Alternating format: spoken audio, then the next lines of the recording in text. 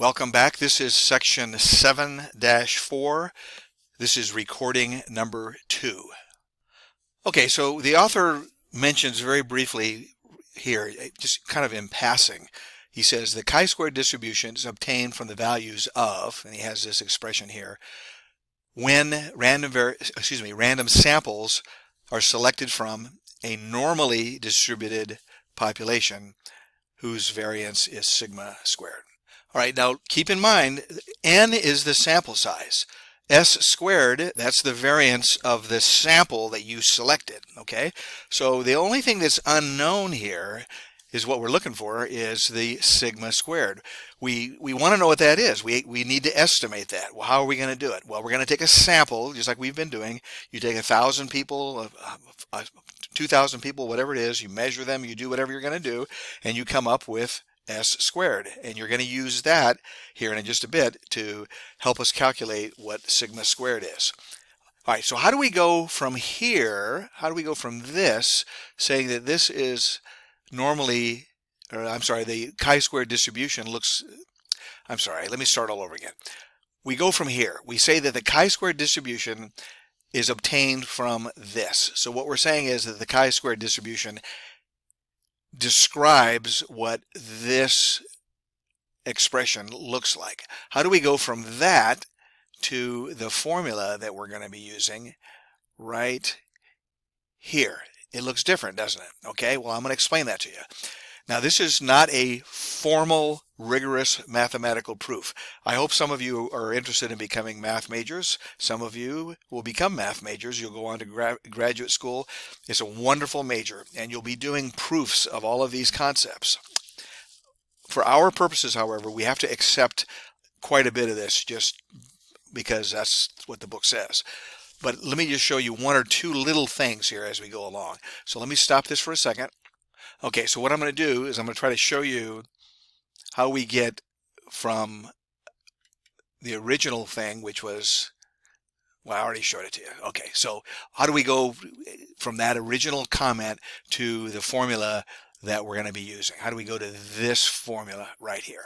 Okay, so what we do is we're going to accept the truth of this. We're going to accept without proof certain things. Number one, we assume that we have a normally distributed population. Okay. This expression, okay, that he gave us, n is the sample size, s squared, blah, blah, blah. All of these things that we know, okay? This expression, according to the book, has a chi-square distribution. Now, how do I know that? I don't know that. I'm just accepting it from the book, okay? This is what a chi-square distribution looks like, okay? So what I know is that I get these critical values here. This chi-squared right, that means that the area under the curve over here is going to be, that area is going to be alpha over 2 if I choose chi-squared right appropriately. Over here, I know that if I pick chi-squared left appropriately, this, whatever this number turns out to be, to the left, that's going to be alpha over 2. So half of my error budget is here, half of my error budget is here. Well, if half of my error budget is here and here, respectively, that means that 100% take away alpha of the error budget is going to be in here, right? It's going to be underneath this part of the curve. So let's just say, for example, 5% is here, 5% is here. What's going to be in here? 90% is going to be in here, okay? So 100% take away alpha of the chi-squared values are between the two critical values, between this value and this value, okay? So that's what we observe from our cartoon. So the cartoon gives us this inequality. What it's saying is that this guy right here, the author told us that this guy right here had a chi-squared distribution, right? So this guy is between here and here.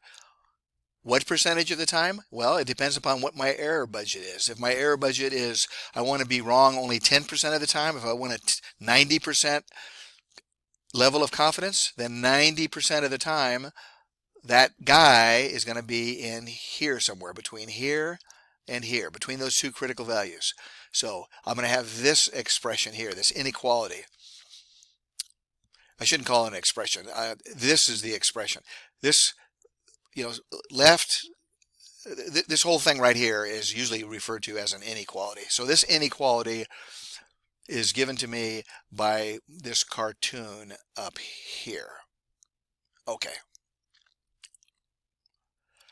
So if you tell me what your error budget is, if you tell me what your alpha is, how much are you willing to be wrong? So you tell me what alpha is allowed.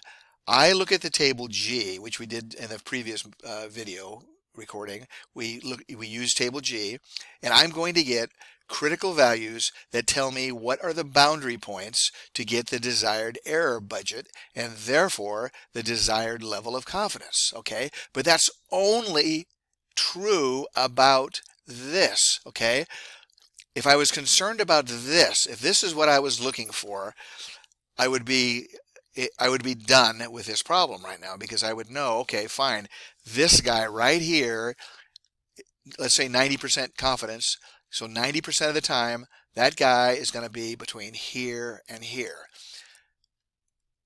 I'm getting close to the punchline. So if I was concerned about this, then I would be done.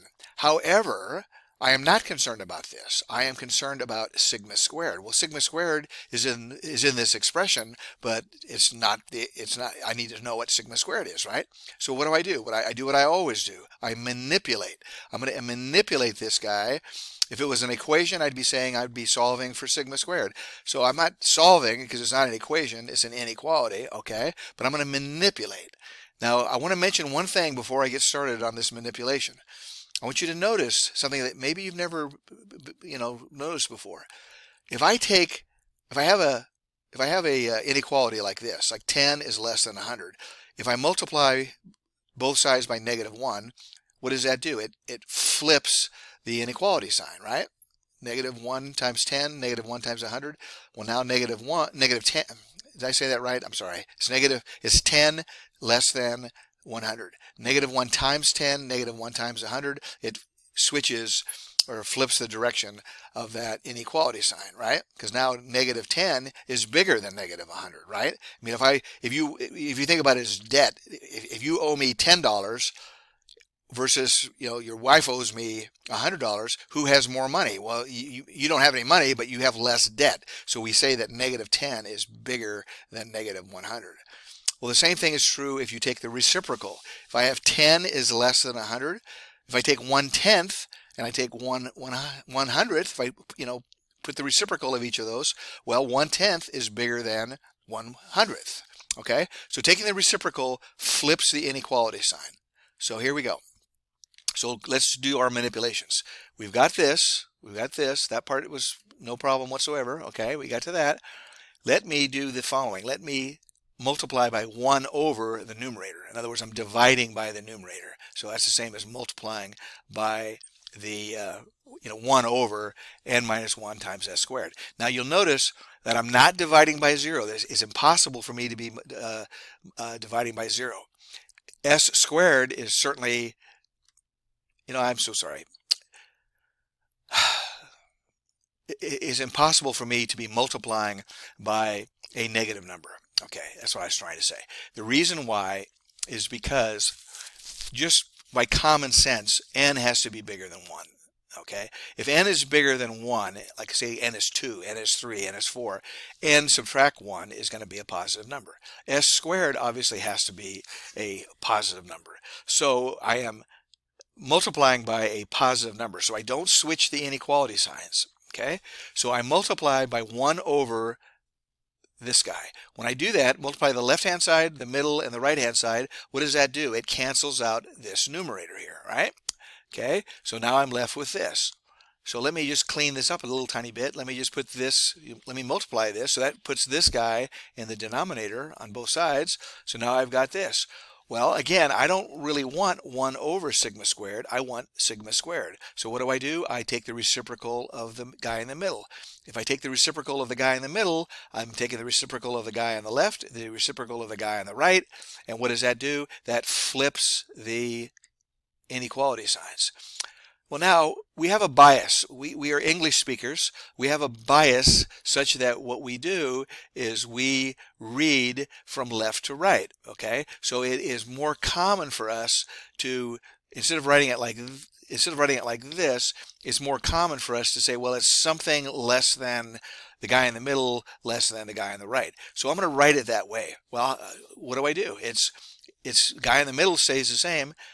He is greater than this guy on the right. Boom, there he is. He is less than the guy on the left. Do you see that? You just rewrite the terms. You rewrite them because that's our bias. We always typically read these things from left to right, especially because if we convert this to a number line segment, that's the way our number lines go, from left to right. But that's just our bias because we go from left to right. Give me a second here. It's not as easy as it looks